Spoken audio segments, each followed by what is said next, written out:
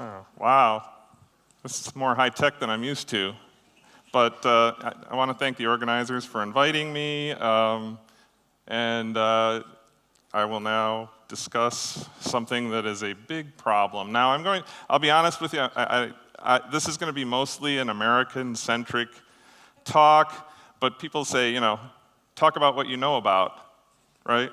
And if I don't know nearly as much about Europe or the UK as I do about my own country. So let's get going.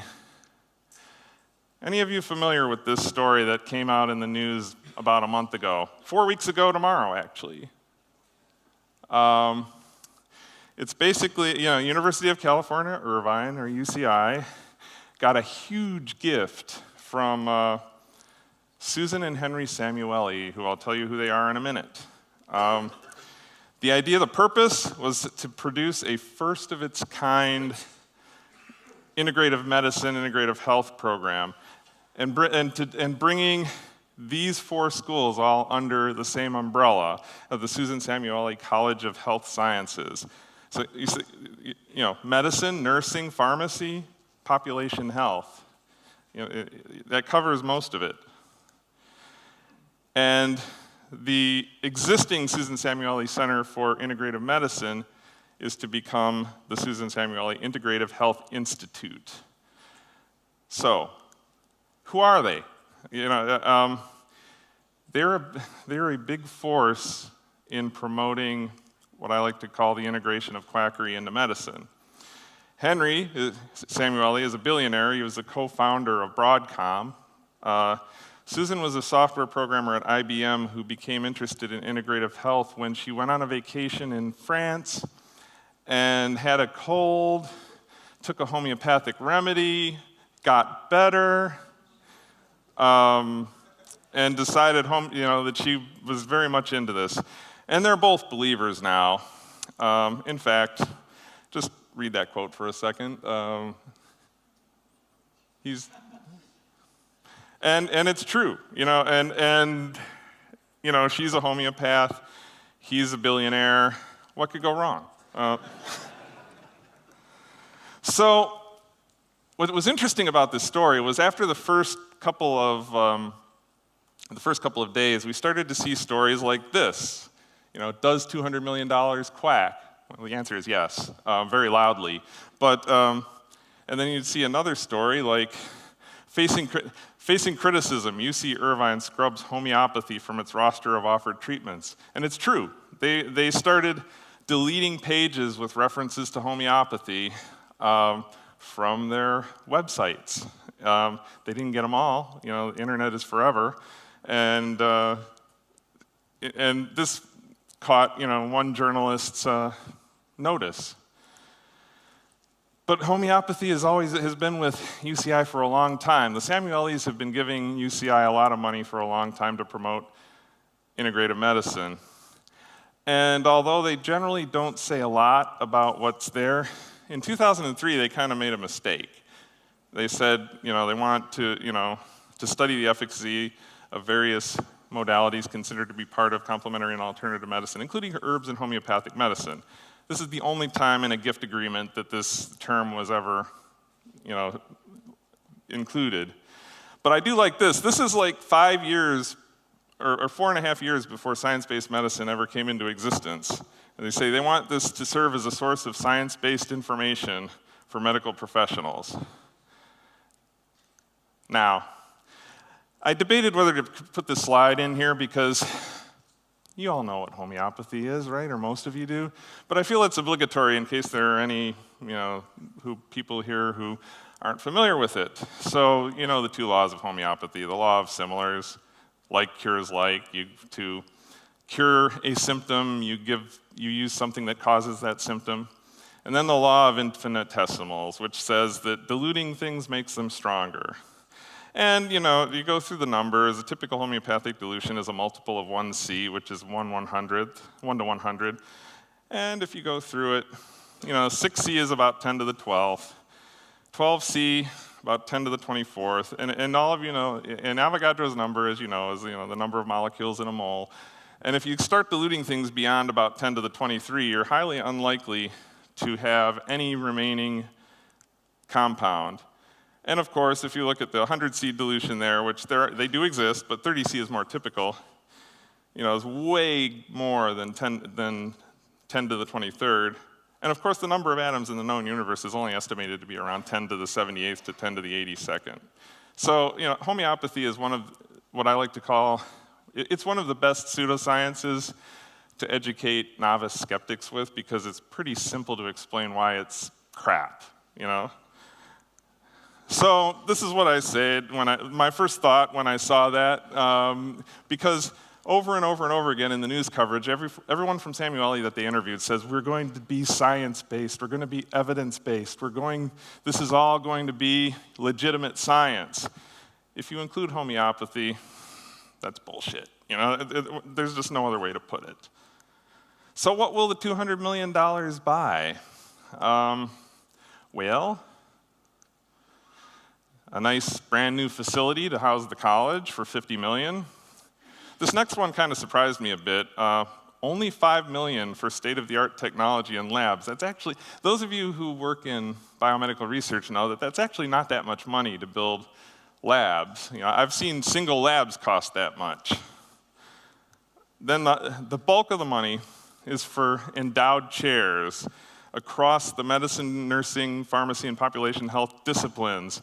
It's also to set up integrative health training and mentoring, scholarships, curricular development, and of course, clinical services, including investigations of non-conventional interventions, which is, integrative medicine code for quackery most of the time.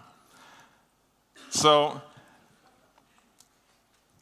Dr. Robert Donnell, who's an intensivist in Arkansas a long time ago, coined the phrase quackademic medicine, and it's basically the infiltration of pseudoscience and quackery into medical academia, research, and patient care. And integrative medicine and quackademic medicine are they're closely related. They will, where you find integrative medicine, you will frequently find quackademic medicine. Where you'll find quackademic medicine, you'll always find integrative medicine. So what is it? Let's go to the source. Let's go to what its proponents say that it is. And this is Andrew Wiles, Center for Integrative Medicine in Arizona. And you notice it has this nice integrative medicine wheel. And the interesting thing about that integrative medicine wheel is, for instance, surgery, energy medicine, mind, body, herbal medicine, they're all represented on the wheel as though they're co-equal, as if they're comparable. So let's see what they say integrative medicine is. They say, okay, it's a healing-oriented medicine that takes into account the whole person. Where have we heard that before? Like yesterday in the quack doctor's talk, right? It emphasizes the therapeutic relationship between practitioner and patient is informed by evidence and makes use of all appropriate therapies. It's nice and gauzy and fuzzy, but what does it really mean? Here are some of the claims you'll hear. There we go. We treat the root cause of illness. I'm going to come over here because I want you to see what they call some of the root causes. I took this off an integrative medicine website. Look at some of the root causes of illness that they treat. Toxic emotions, toxic chemical exposure, imbalances in hormones, inflammation, immune imbalances, digestive. They're very big into balances. Imbalances is a cause of disease, which always, when I hear it, kind of reminds me of, like the four humors maybe, imbalances in the humors, except that there's a lot more things to be imbalanced here. Holistic, of course, we treat the whole patient, not just the disease label. Or if you ever see, I forgot to put it on there and I should have, if you ever see disease spelled with a hyphen between dis and ease, that's a quack site. It's a very good indicator. But I always argue that a good primary care physician treats the whole patient using evidence-based medicine. Patient-centered, well, who wouldn't want to take into account the patient's values and wishes? These are all, this is like the argument by, we say things that no one could possibly disagree with. Prevention, they try to claim the prevention mantle. We use natural treatments, of course, whatever that means. I like to say Taxol is natural because it came from the bark of the Pacific yew tree. A lot of pharmaceuticals that we use are natural, quote unquote. And then it's the best of both worlds. We take the best of alternative and conventional medicine. I have a hard time thinking there's a best of anything that's basically quackery, but that's just me. Language matters. And how did this become integrative medicine? Because many of you probably think of it as CAM, complementary and alternative medicine. And I like to look at it as in terms of evolution, but this is more appropriate, I think. So back in the 60s, this sort of stuff was called folk medicine, or basically, folk remedies and various other things. In the 60s to the 80s, it started to be called alternative medicine.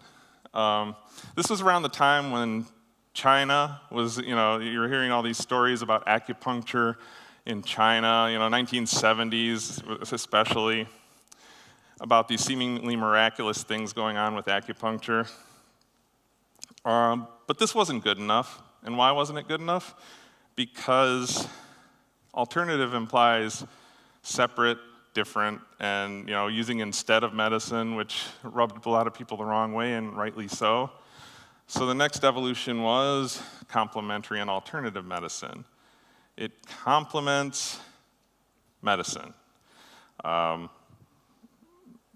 This still implied, this wasn't good enough because it implied a subsidiary position. Basically, alternative medicine, or CAM is basically to complement the real medicine. It isn't the real medicine itself, or it's not as good as the real medicine.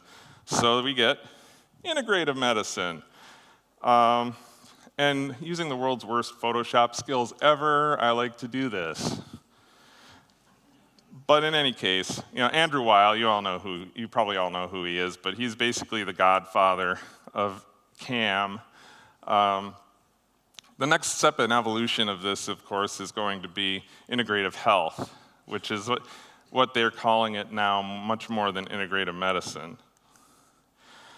Now, you say, well, there's natural products, exercise, nutrition, that's all integrative medicine, right? Right? They tell us this. It is. It's basically rebranded. There is no need for a separate specialty to integrate these sorts of things into patient care. Yes, you could argue that maybe we don't do a good enough job of doing this or of educating doctors about this. I could give you that. But if that's true, the answer is not to make a separate specialty and throw in a bunch of quackery. Same thing with other modalities, a lot of which are not medical. Rebranded as integrative medicine. Now, I like to say that a lot of these, for instance, music, pet therapy, et cetera, are what we used to call good old-fashioned patient support services, but they're being medicalized in integrative medicine.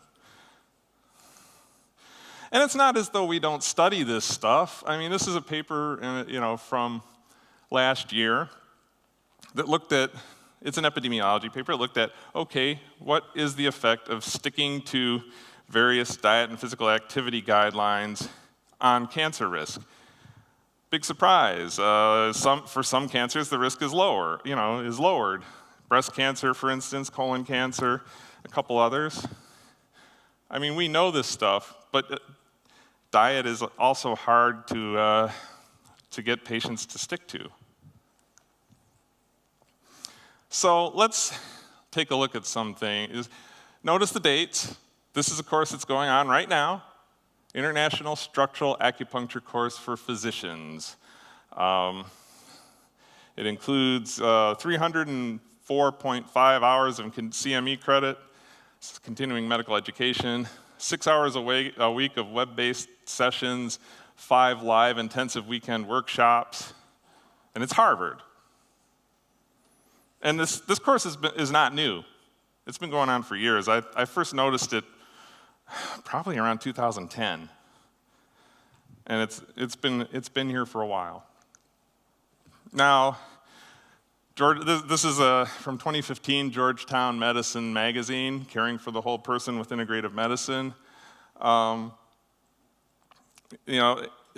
reason I bring up Georgetown is because there's a connection between Georgetown and UCI in Dr. Howard Federoff, who in 2015 moved from Georgetown to become a dean at UCI and the director of their hospital system. But let's go back to 2003, because Georgetown really was a pioneer in this, if you want to call it that. This is the front page of a pamphlet published around 2003 about the medical school.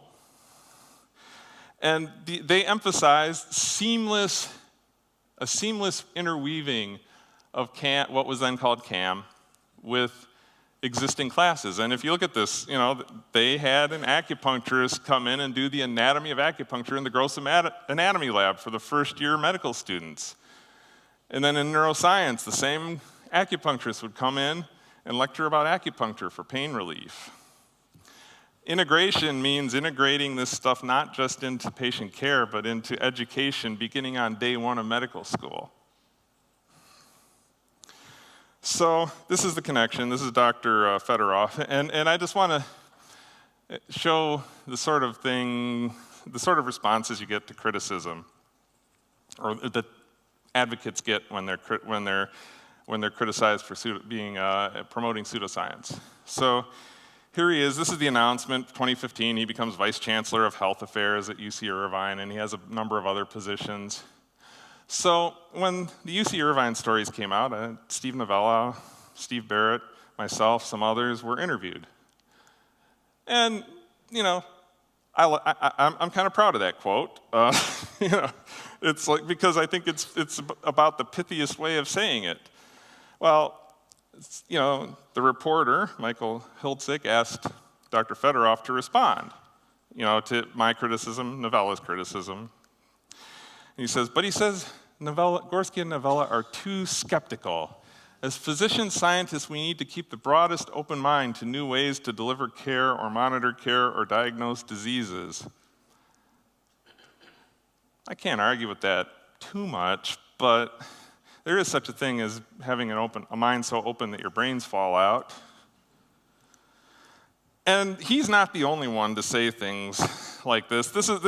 I'll give you a worse example. And Dr. Federoff, in fairness, he's a real researcher. He's got like 200 papers, NIH grants up the wazoo. He pioneered a molecular test to predict whether you're going to get Alzheimer's disease. He's a neurologist. He's a heavy hitter. And if he can fall into this way of thinking, what hope is there for the rest of us? So David Katz, he's at Yale University, much to Steve Novella's eternal annoyance, I'm sure. Some of you may remember from several years ago a certain quote by Dr. Katz. This one. I think we have to move beyond the results of RCTs, randomized clinical trials, or randomized controlled trials, in order to address patient needs. And to do that, I've arrived at the use of a more fluid concept of evidence than many of us have imbibed from our medical education. Anyone remember this quote? David Colquhoun went crazy over this. I do remember that.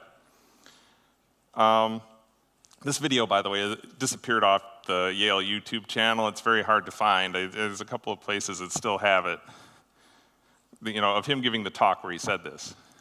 He also said, talking about a patient who had chronic pain that they couldn't figure out what to do with, and the anecdotal evidence that homeopathy might be effective was brought to us by naturopaths. We tried it, it worked. What? So, which brings us to naturopathy. If there's the biggest argument against integrative medicine, it's how much integrative medicine practitioners, the MD side, have embraced naturopathy. and working with naturopaths. And we have Britt Hermes here, so whatever I say about naturopathy is just going to be brief and not particularly in depth, but it's supposedly based on the healing power of nature. And the causes of disease are the same things. Lower vitality, it's based in vitalism, accumulation of toxins, imbalances, abnormal blood and lymph composition, maladjustment of ligaments, parasites. Parasites are a big one. And the treatments supposedly work in alliance with natural healing, apply natural forces, and of course cleanse the body of toxins because, we could all use some detoxification. Some of us probably need a fair amount of it after last night. Here's another example in my field, and I've kind of tussled with these guys, as I'll tell a little story about it in a second. Society for Integrative Oncology. So, cancer docs can be members, okay? Family practitioners, patient advocates, so far so good. Basic scientists, sure. Mind-body therapists, getting a little dodgy. Naturopaths. Traditional Chinese medicine practitioners. Over the last 5 years, 2 of the presidents of the Society of Integrative Oncology have been naturopaths. So 2 out of the last 5 years. So, excuse me, I have the same problem he did. So I wrote this article about, 3 years ago, and I was shocked that it actually was published because it was basically a broadside against integrative oncology. If you have access to it, I encourage you to read it. But basically, the reaction is what I'm going to talk about. The Society for Integrative Oncology was not happy with this, as you might imagine. And there was a section in here about homeopathy, which oddly enough was a bigger section than I intended, but the peer reviewers wanted me to expand on my discussion of homeopathy. So there you have it. In any case, we got a letter from the SIO that basically said, why all the homeopathy? We would never, ever, ever use homeopathy. We know it's unscientific. I have an easy response. You admit naturopaths to your organization. You work with naturopaths. Homeopathy is an integral part of naturopathic education. You cannot have naturopathy without homeopathy. If you have naturopaths working with you, I guarantee you they're giving patients homeopathic remedies. Let's move on, though. I rag on the Cleveland Clinic a lot, but they just make it so easy. This is a pamphlet from their Center for Integrative Medicine about Reiki. I'm sure a lot of you know what Reiki is, but I'll tell you in a way you'll never forget in a minute. But first, let's see what the Cleveland Clinic says about it. Natural healing, hands-on, using the universal life force energy. This gentle energy is limitless in abundance and believed to be a spiritual form of energy. This is a modern academic medical center publishing this, and it's still on their website. What else do they say? The Reiki practitioner is the conduit between you and the source of the universal life force energy. The energy to flow through her energy field and through her hands to you. But I do like this last part. The energy doesn't come from the practitioner. It comes through the practitioner from the universal source. There's no energy drain on the person doing giving the treatment. Any of you Babylon 5 fans? Anyone remember the healing machine from the first season? Except it drained the practitioner to heal the. Imagine my relief reading this. So here's page 2 of the pamphlet. So according to this Cleveland Clinic, Reiki may bring a peaceful, deep relaxation, dissolve energy blockages, detoxify the body. See, I put the little box there so you can see I'm not lying about what it's saying. If you get close enough, you can see that I just transcribed. Body's immune system, vibration. I love this. Increase the vibrational frequency of the client.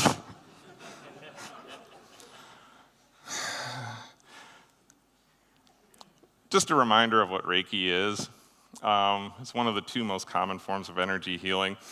Discovered by, the legend is it was discovered by Dr. Usui in Japan in 1922. And the practitioners claim to be able to channel energy from the universal source and direct the energy into the patient for healing effect. There's even an origin story where Dr. Usui went up on a mountain for several weeks and then came down knowing how to do Reiki. Kind of resembles Jesus, the Jesus going up on the mountain for 40 days. Actually, it doesn't kind of. It basically is the same story with a different time. Anyway, so here, this is from a Reiki website, and they do tend to like horrendous colors and gaudy art to demonstrate, but here's the idea. And here's where you will never forget this, I guarantee it. So, here's the idea. They're channeling energy from this mysterious universal source to heal the patient. I chose purple because I like purple. Does this remind you of anything? What does this remind you of? Oh, come on. Yes! Faith healing. It's faith healing that substitutes Eastern mystical beliefs for Christian beliefs as the basis. And it is in many, many hospitals. I found this paper about starting up a Reiki and Healing Touch program in a large academic Midwest medical center. It's the Mayo Clinic. These are some other places that have Reiki programs. Some pretty darn heavy hitters. When you start believing or accepting bullshit into your institution, there's almost no limit. Here's another example. George Washington University also has a Reiki program, but they also have acupuncture, chiropractic, craniosacral therapy, mistletoe, holistic primary care, intravenous vitamin C, naturopathy, of course, rolfing, which is where you try to knead out the tumor if it's in the soft tissue, and more. The print was getting too small, so I just stopped at rolfing. Functional medicine. Now, functional medicine is a huge part of integrative medicine. And does anyone know what functional medicine is? You may think you do, or you may know, but let me try to explain it with an example. So, again, I'm ragging on the Cleveland Clinic. Now, in 2014, they hired this guy, Mark Hyman. Anyone ever hear of Mark Hyman? I'll give you a hint. He wrote a book with Robert F. Kennedy Jr. about thimerosal and vaccines. And in fact, that book was published right around the same time the Cleveland Clinic announced hiring him. In any case, he is basically one of the godfathers of functional medicine. And you'll frequently see things like this for functional medicine, and I should have gotten a higher resolution version of this, but you'll have these diagrams about assimilation, defense and repair, energy, biotransformation, and then this circle that they take care of all of these interrelated things. And sometimes the diagrams get pretty darn complicated. So, disease, brain dysfunction, cellular dysfunction, blood sugar imbalances, thyroid, and then there's surrounded by all these subsidiary things, including detoxification, energy transport, whatever you can think about. Here, chronic inflammation, chronic fatigue, aging. It doesn't make any sense. It's just it's throwing stuff against the wall and seeing what sticks. And even functional medicine, people have a hard time defining what the heck it is, but let's look at a case. So there's this case report that I blogged about a while ago. Chemotherapy and functional medicine in a patient with metastatic breast cancer. She had metastatic breast cancer to the lymph nodes, but it didn't go beyond that, so she was still potentially curable. In any case, me being a doctor, I can't resist a little case report. 80-year-old female with a 1 month history of a tender right breast, bunch of comorbidities, hypertension, arthritis, obesity.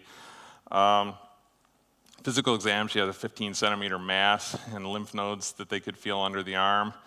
Tests, large, highly suspicious mass on mammography and ultrasound. The CT and bone scan were negative, though, which means that she's potentially curable. She does not have stage 4 disease.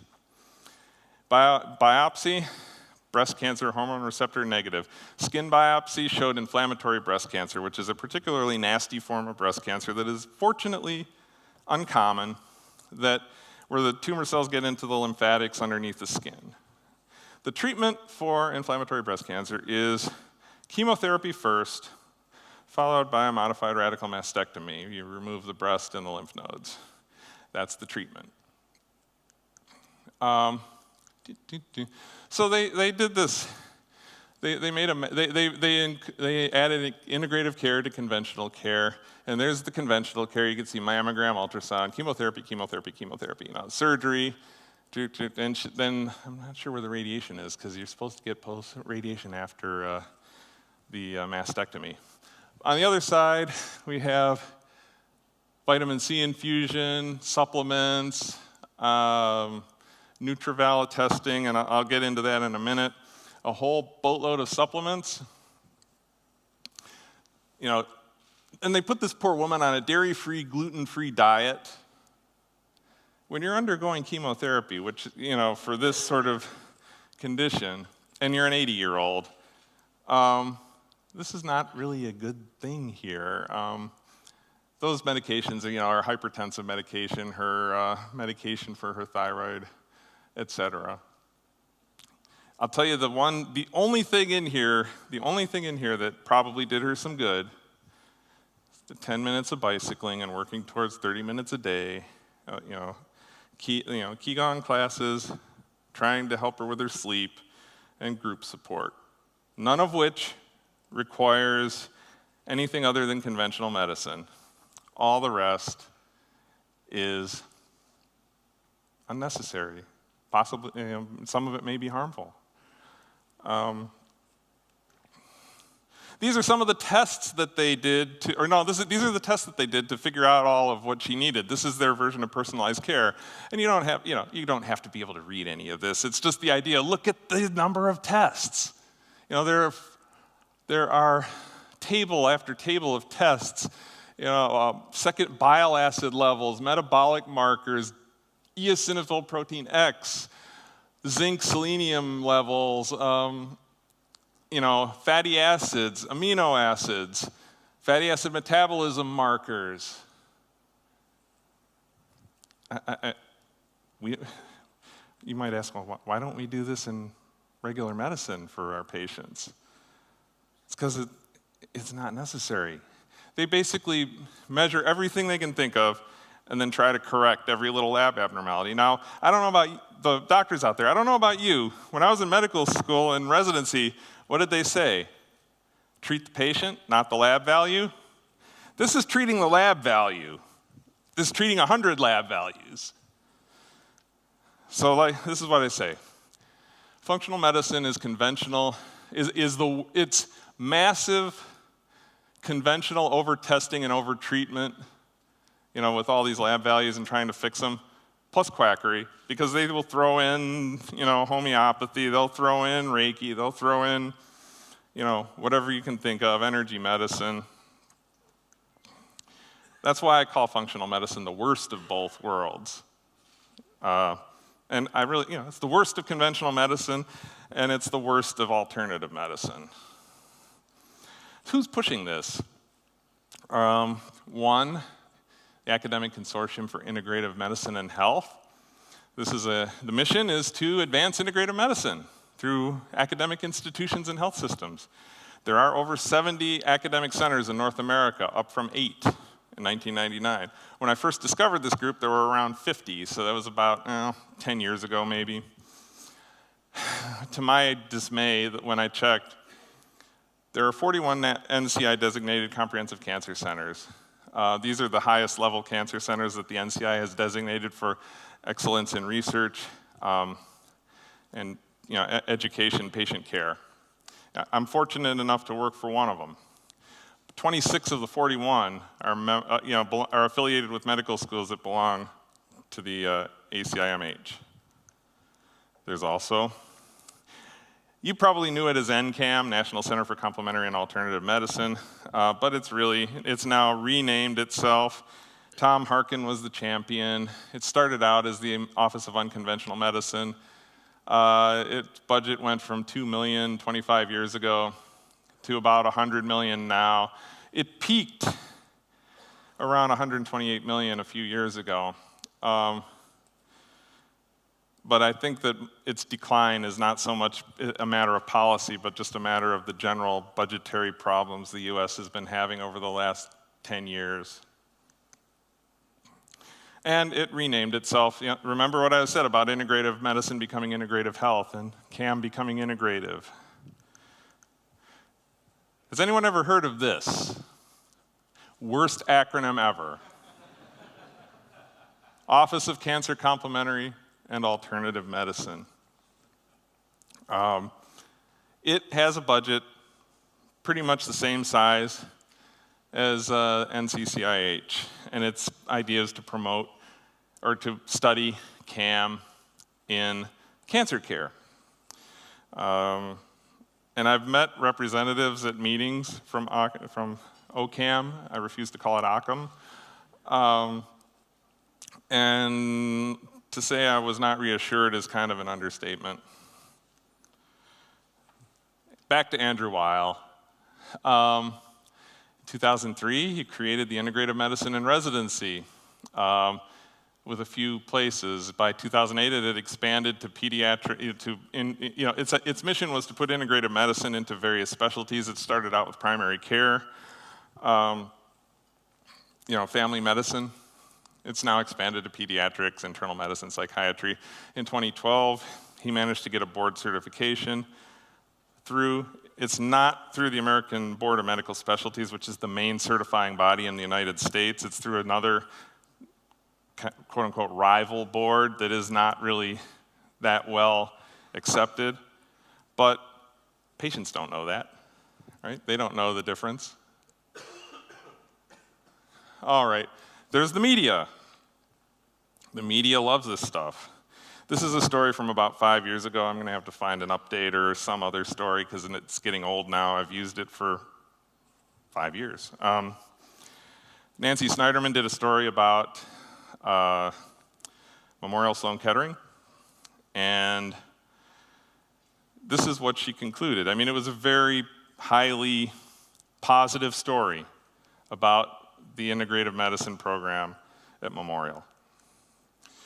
And she said, if a doctor doesn't know, I think it's time to ask for a referral to someone who does. Certainly in the world of cancer treatment, the really good cancer centers know the difference. You can find more of this if you just pay attention. Now, what are some of the effects? And there's a really pernicious effect on the science, because when you start believing bullshit, you'll start studying bullshit. And for instance, this one on the upper left-hand corner, the cytotoxic effects of ultra-dilute remedies on breast cancer cells. Whenever you see ultra-diluted in the medical literature, they're talking about homeopathy, almost always. They claim that these homeopathic remedies killed breast cancer cells. If you look at the paper, they did not account for the ethanol diluent in the homeopathic remedies. Dr. Rachel Dunlop did an excellent discussion of this particular study back when it came out. And then you do things like study Reiki on laboratory rats, and these studies always kind of make me laugh because I picture the Reiki guys like over the rats. And how do you control for it? I mean, what is your control Reiki? Is it like you do the wrong hand motions, or you don't really have the intent, or, in any case, nonsense. But it gets bad. Here's where things can get bad. There's a lot of unethical trials out there. And this is like one of the first ones I came across. years ago. The Gonzalez protocol is similar to Gerson protocol, if any of you know what that is, in that it involves lots of supplements, lots of coffee enemas, except instead of so much the juice products, it substitutes pancreatic enzymes and animal glandular products. So because of a case, quote unquote, best case series from like around 2000 that appeared to show that these patients treated with the Gonzalez protocol did better than historical controls, and pancreatic cancer is a horrible cancer. 5-year survival of unresectable pancreatic cancer is close to 0, and even if it's resectable, it's like 20-25%. They did a compare, and this could be a whole talk on its own, but the bottom line is the standard chemotherapy with gemcitabine produced a 14-month survival. The Gonzalez protocol patients had a survival of 4.3 months. There were problems with blinding, problems with randomization. This couldn't be blinded, but that's such a huge difference. It's unlikely that made any major difference. And these are the survival curves. Basically, the bad one is the enzyme therapy, the good one is the chemo, and the historical controls from the SEER database is this nice smooth line. Here's some other examples. The trial for chelation therapy, the NIH spent $30 million to test chelation therapy on cardiovascular disease. And they're prepared to spend $30 million more for a follow-up trial because there was like one seemingly positive result that actually wasn't, or almost certainly wasn't. They've tested homeopathic remedies in the treatment of acute childhood diarrhea in third world countries. Again, for dengue fever symptoms. And another in Nicaragua. Notice the theme to these? I mean, yes, of course, these countries are where childhood diarrhea is most common. No doubt about it, but isn't it doesn't it make you a little queasy to think they're testing these things in vulnerable children in third world countries? Here's a big one that I'd like to spend a minute or two on.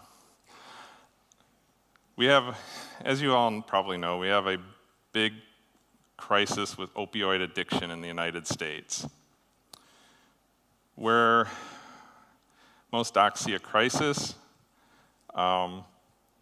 Integrative medicine has seen an opportunity. Everyone in integrative medicine, from NCCIH to various other, and this was published by the NCCIH. They're pitching integrative medicine as the cure to the opioid crisis. Whenever you see an they're calling integrative medicine non-pharmacologic treatments for pain. Now, in fairness, some of them might actually have some value. But if that was, again, integrating the quackery, with the ones that might have some value, inevitably come all the nonsense. And I'm picking on the Cleveland Clinic again, but does anyone remember this story from January? This is Daniel Niades, I believe is how it's pronounced. He was the director of the Wellness Center at Cleveland Clinic. And he has a blog in the local cleveland.com website, Lyndhurst and South Euclid community blog. And on January 6th, he published this post. And I'll just stop for a second and let you take in a couple of key excerpts from the post. Note the all caps in the first one. So, does the vaccine burden cause autism? I don't know. Well, you're an idiot if you don't know. if you're a physician and you don't know. But I do know that our precious babies' detoxification systems are being overwhelmed by preservatives and adjuvants in the vaccines. And here he even pulls the Jenny McCarthy false dichotomy here. Yeah, vaccines prevent disease. That's great. But not at the expense of autism and ADHD, which assumes that the vaccines are causing that, so that it's a choice between the two, when it's not. The evidence is about as solid as you can get that vaccines are not associated with autism. But here's the this made the news, made national news. There was a pretty good firestorm. So much so that Toby Cosgrove, who was the president and CEO, had to write this press release, where he basically says, "Yes, we love vaccines at the Cleveland Clinic." Okay.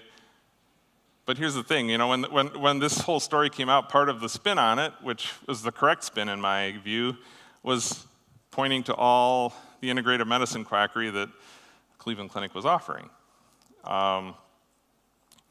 And he said, no, we're not anti-vaccine. We love, vaccines are awesome. But we support wellness. We support all these, integrative methods. He basically doubled down on all of that. So let me tell you, this is what integrative medicine equals. We're almost done. Hopefully there'll be a couple minutes for questions. Come on. There we go. Science. It equals science plus magic. Now, I need to change this slide. I should have changed it. Because you'll see in a minute. I'd say, okay, how many people recognized him? And before the Doctor Strange movie, it was a relatively small number of people. Because he's like a product of the 60s and 70s, and I grew up reading Doctor Strange. I love Doctor Strange. So I said, well, maybe the younger generation would know this. And if not this. Maybe the next time I use this slide, I'll change that. But I like Mark Crislip's summary of what integrative medicine is.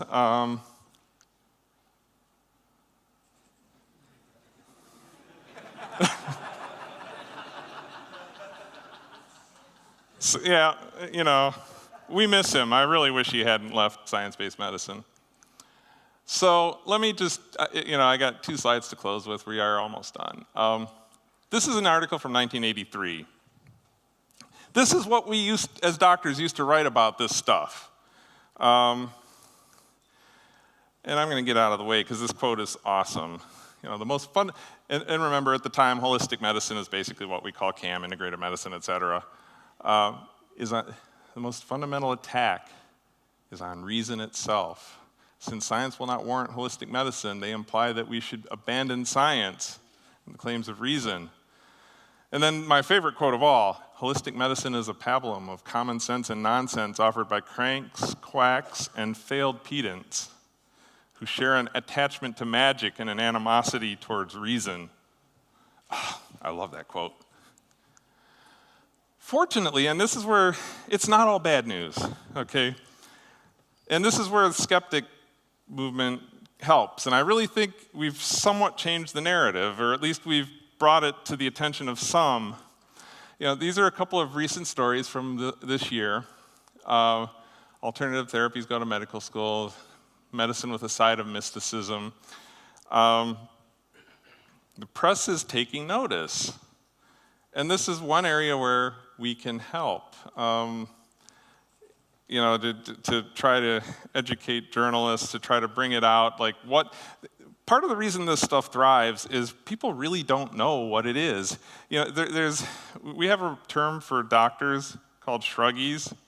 They basically, they sort of know this stuff is nonsense, but they just don't care enough to do anything about it.